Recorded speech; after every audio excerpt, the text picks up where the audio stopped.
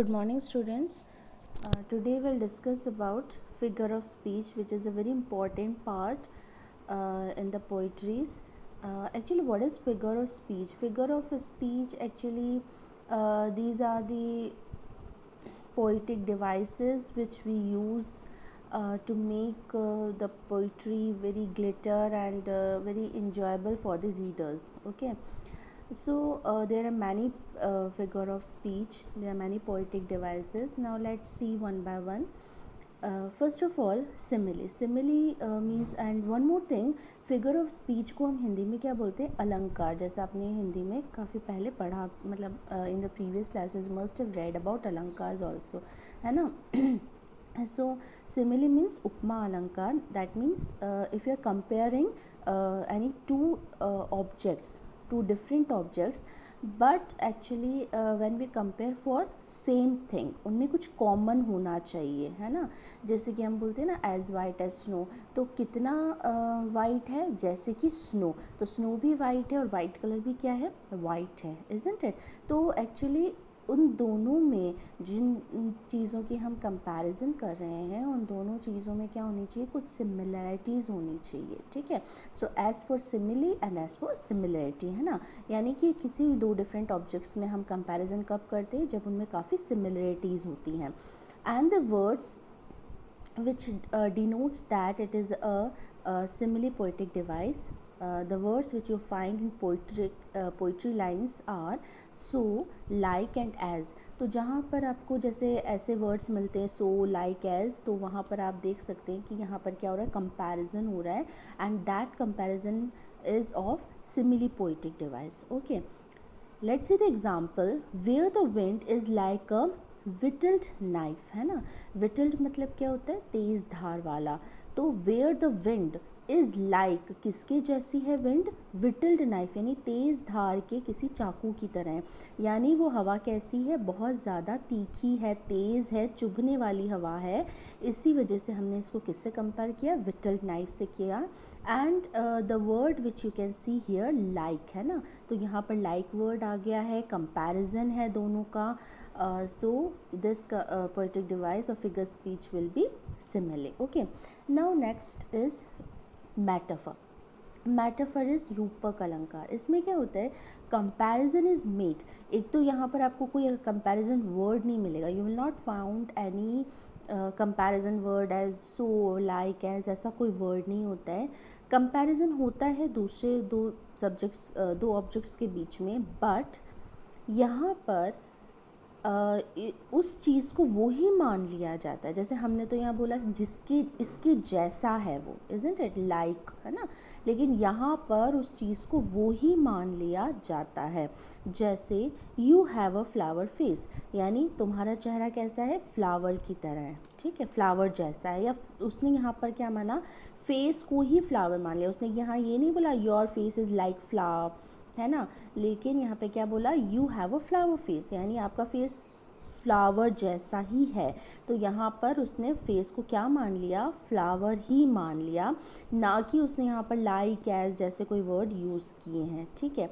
Metaphor को जानने मतलब पहचानने का एक तरीका हो सकता है कि उस पोइटिक लाइन में आपको कहीं ना कहीं जो हमारे हेल्पिंग वर्ब्स होते हैं ना, is, am, are, has, have, ये सारे जो वर्ब्स होते हैं हेल्पिंग वर्ब्स, वो आपको उस लाइन में ज़रूर मिल जाएंगे, ठीक है.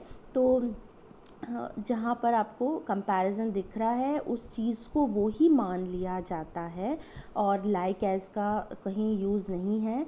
और वहाँ पर आपको क्या you will find helping verbs there in that poetic line. So that is metaphor. Okay, then personification क्या होता है? मानवीयकरण जिसको बोलते हैं. मानवीयकरण इसका मतलब ये होता है कि if you give any non human things the qualities of humans, है ना. जैसे कोई निर्जीव वस्तु है, उसको आप ह्यूमन क्वालिटीज़ दे रहे हैं, ठीक है. So making non human things scene human. जैसे कि हम किसी नॉन ह्यूमन थिंग्स को कैसा बताते हैं? जैसे कि ह्यूमन्स की तरह उन्हें दिखाया जाता है. The example is laughter holding both her sides. अब लाफ्टर क्या है? लाफ्टर एक्चुअली हंसी, है ना.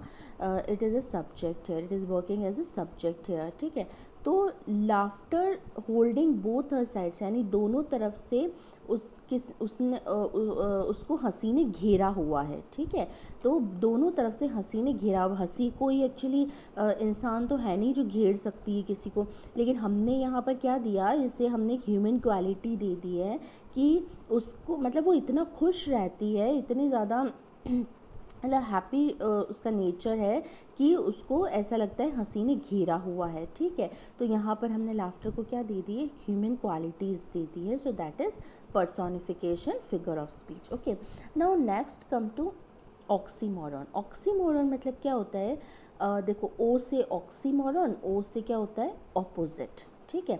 तो यहाँ पर ओ से क्या होगा अपोजिट, यानी कि इस पोइटिक लाइन में आपको कोई भी दो अपोजिट वर्ड्स एक साथ मिल जाते हैं, ठीक है। जैसे कि देखिए his new friends is pretty अगली, सो प्रिटी एंड अगली बोथ आर अपोजिट्स। तो यहाँ पर जिस पोइटिक लाइन में आपको दो अपोजिट वर्ड्स एक साथ मिल जाते हैं वो क्या हो जाएगा, ऑक्सीमोरन, ठीक है। Then come apostrophe. एपोस्ट्रॉफी तो हम सब ये जो मार्क है मार्क जो है वो सब हम जानते ही हैं, और जैसे कि जो सेंटेंसेस या जो पोइटिक डिवाइस पोइटिक लाइंस जो हैं ओ से आउच ओ, ये मतलब जो एक्सप्रेस करते हैं क्या इमोशंस, है ना, क्या बहुत ज़्यादा खुश हैं, बहुत ज़्यादा दुखी हैं, तो ये एक्सक्लेमेशन जो मार्क है वो वहाँ पर आपको ज़रूर दिखाई देता है, और इसलिए आप पहचान सकते हैं बहुत इजीली कि ये एपोस्ट्रॉफी पोएटिक डिवाइस है, ठीक है। Then we come to alliteration. Alliteration में क्या होता है, अलिटरेशन मीन्स कोई भी सेम कॉन्सोनेंट जो साउंड होती है वो बार बार रिपीट होती है, ठीक है। तो यहाँ पर हम क्या कर रहे हैं, उस लेटर को बार बार रिपीट करते हैं, ठीक है। जैसे कि यहाँ एक ही लाइन में बार बार रिपीट हुआ है, इसका बहुत अच्छा एग्जाम्पल है। जैसे हम एक there is a very famous saying ना, चंदू के चाचा ने चंदू की चाची को चांदनी चौक में चांदी के चम्मच से चटनी चटाई। यहाँ पर कौन सा लिटरेशन हुआ, च का लिटरेशन हुआ, ठीक है। सो यानी कि उस लेटर का बार बार आपको वहाँ पर दोहरान मिल जाएगा, बार बार रिपीटेशन मिल जाएगा, तो उसे हम क्या बोलते हैं, अलिटरेशन। जैसे किरण's किड्स केप्ट प्लेइंग, तो यहाँ पर क्या है, के बार बार रिपीट हुआ है उस लाइन में, सो दैट इज़ अलिटरेशन, ठीक है। हाँ, अब कई बार होता है कि many students use to ask थी कि जो रिपीटेशन है वो उस लाइन में ही होना चाहिए या पूरे पैराग्राफ में कहीं भी हो सकता है। सो उस लाइन में, जो लाइन आपको दे दी गई है पोइटिक लाइन, उस लाइन में बार बार वो वर्ड जो है रिपीट, लेटर जो है वो रिपीट होना चाहिए, ठीक है। जैसे इस लाइन में के रिपीट हुआ है, so alliteration is the figure of speech for this line, okay. Now let's see hyperbole. Hyperbole का क्या मतलब होता है, मीन्स बहुत बढ़ा चढ़ा के बोलना, ठीक है। जैसे to give a very exaggerated statement, है ना, बहुत बड़ा चढ़ा के किसी चीज़ को बोला, नॉर्मल नहीं बोलना, ठीक है। जैसे आई डाइड लाफिंग, यानी मैं हंसते हंसते मर गया, तो इस चीज़ को बहुत बढ़ा चढ़ा के बोला गया है, ठीक है। जैसे मैं काफ़ी हंसा, मैं बहुत हंसा, काफ़ी देर तक हंसा, तो इसने क्या बोला, और उसको बहुत ज़्यादा उसने क्या करा, एग्जाजरेटेड मतलब बहुत बढ़ा चढ़ा के उसने बोला है, आई डाइड लाफिंग, ठीक है।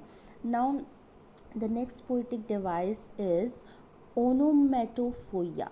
ओनोमेटोफोइया मीन्स क्या होता है कि in this figure of speech you will find the words which describes sounds, ठीक है, जो साउंड्स को डिस्क्राइब करते हैं, जैसे क्लैटर है, जिंगल है ना, जो वर्ड्स क्या होते हैं वॉइस को एक्चुअली डिस्क्राइब करते हैं ना। जैसे यहाँ पर my watch ticks loudly, so tick is the voice of watch, isn't it. So इसलिए हम क्या बोलेंगे इसे, यहाँ पर क्या हो गया, this is describing the sound of the word, है ना, तो दिस इज़ ओनोमेटोफोइया।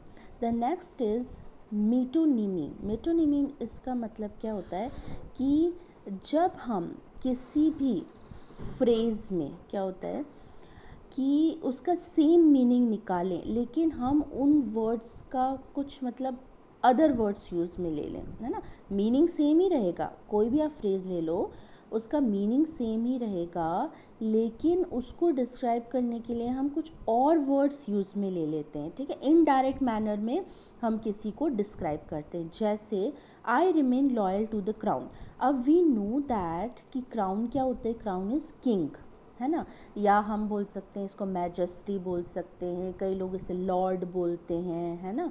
तो क्राउन क्या मतलब है, हम इनडायरेक्टली जानते हैं क्राउन किसे बोलते हैं, जो ताज होता है। ताज किसके सिर पे होता है, किंग के सिर पे होता है। सो यहाँ पर हमने इनडायरेक्टली किसकी बात की है, किंग की बात की है। सो ऐसे फ्रेजेस जिसमें मीनिंग तो सेम है, यहाँ पर भी हम किंग की बात करते हैं कि हमेशा मैं किंग से लॉयल रहूँगा। अब यहाँ क्राउन की जगह हम किंग भी यूज़ कर सकते थे, लेकिन यहाँ पर कुछ ऐसे वर्ड्स यूज़ किए जाते हैं जिसको हम इनडायरेक्टली किसी के लिए बोलते हैं या इनडायरेक्टली किसी के लिए डिस्क्राइब किया जाता है, ठीक है। सो the word which we are using it indirectly, that is metonymy, figure of speech, okay. Next is imagery. Imagery में क्या होता है, बहुत सिंपल है, इमेजिनेशन, है ना। इमेजरी मीन्स क्या होता है, इमेजिनेशन। तो ऐसे कोई भी वर्ड्स, ऐसा कुछ भी डिस्क्रिप्शंस जिसमें किसी पिक्चर को, किसी इमेज को बहुत ज़्यादा डिस्क्राइब किया हुआ है, यानी वर्ड्स क्या करते हैं, उस सीन को डिस्क्राइब कर लेते हैं and it emphasizes you to think about that to create an image in your mind, है ना। और वो वर्ड्स क्या करते हैं, आपके दिमाग में एक इमेज, एक सीन क्रिएट कर देते हैं कि वहाँ पर पोएट या जो राइटर है वो एक्चुअली बोलना क्या चाह रहा है। सो दैट इज़ इमेजरी, ठीक है। Imagery that means mental image. अब वो मेंटल इमेज वो कैसे बना सकता है, वो टेस्ट से भी बना सकता है, वो कोई साउंड से बना सकता है, वो किसी कुछ देख रहा है, अगर वो कोई सीन डिस्क्राइब कर रहा है या कुछ किसी चीज़ का वो टेस्ट डिस्क्राइब कर रहा है, तो वो आपको imagery, poetic device, figure of speech इसमें आपको दे सकता है। Let's see with an example, जैसे अगर हम किसी साउंड का अगर हम लेते हैं, the concert was so loud that her years wrong for days afterward. The concert was so loud, concert इतना ज़्यादा तेज था, that her years wrong for days afterwards, कि काफ़ी टाइम तक, वो काफ़ी दिनों तक उसके कानों में वो उस कॉन्सर्ट की गूंज सुनाई दे रही थी, ठीक है। तो आपने मतलब इस साउंड को किस तरह से, जो पोएट है उसने डिस्क्राइब किया है साउंड को, कि वो इतनी तेज़ थी कॉन्सर्ट में साउंड, कि काफ़ी दिनों तक उसकी जो गूंज है या जो उसकी जो आवाज़ है उसके कानों में काफ़ी टाइम तक आप उसको सुनाई दे रही थी। तो उसने किस तरह से उसको डिस्क्राइब किया है, तो उसके इस लाइन से हमारे दिमाग में भी क्या बनती है कि इमेज बन जाती है कि मतलब वो क्या कहना चाह रहा है पोइट। सो इमेजरी मीन्स इमेजिनेशन, आपके दिमाग में कोई ना कोई एक पिक्चर वो डिस्क्राइब कर लेता है। So today will discuss only 10 poetic devices or figure of speech, and in the next video will we proceed with other poetic devices. I hope you understand, and please note down in a notebook. If you are having a separate notebook of English, then please make English literature notebook, because we are proceeding with English literature chapters also, so you have to do the keywords and question answers also. And if you are not having, then save the PDF, so that in future you can maintain a notebook and you can make it, you can write down the whole work in that notebook. Please don't do it in grammar notebook, okay. Thank you.